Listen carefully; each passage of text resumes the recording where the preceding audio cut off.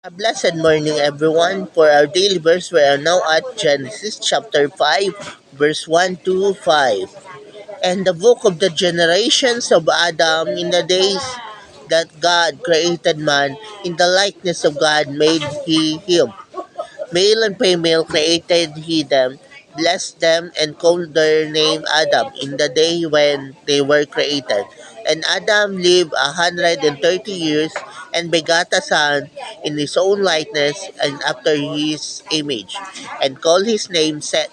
The day of Adam after he had begotten Seth were 800 years, and he begot sons and daughters.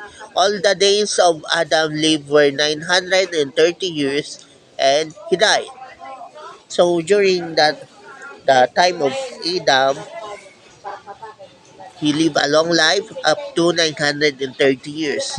Maybe because during his time, there were less pollution and less stress due to the fact that Adam didn't have a mother-in-law, he didn't have a father-in-law. So, he lived a life with less stress. So, how to live a life with less stress? Stay connected to God and live a blessed life under God's guidance.